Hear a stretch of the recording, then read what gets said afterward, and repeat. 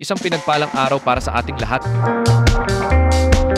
Ngayong araw, ipapakita ko sa inyo kung paano ko binuo ang isang practical na charging solution gamit ang dalawang identical na 5V power banks. Ang layunin ng proyekto ay mapalakas ang charging current para sa mas mabilis at epektibong pag-charge ng mga mobile devices. Una, ginamit ko ang Schottky diode 1in50.2 para maiwasan ang pag-cross ng current mula sa isang power bank papunta sa kabila.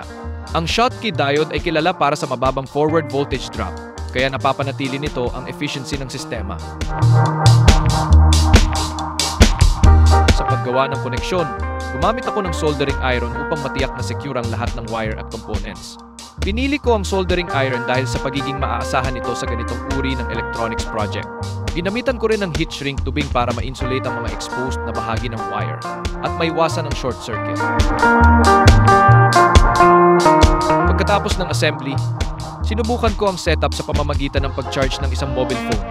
Mapapansin ang mas mataas na charging current na resulta ng tamang integration ng dalawang power banks.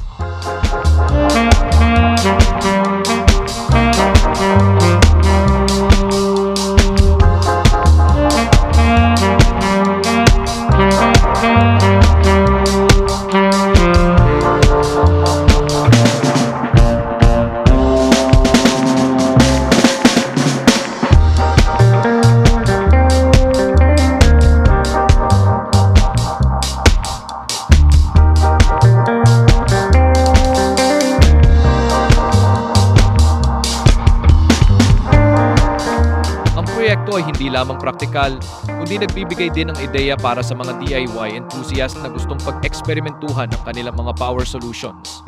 Salamat sa panonood at huwag kalimutang mag-like, subscribe para sa mas maraming DIY electronics tips at tutorials. Salamat sa panonood. God bless everyone!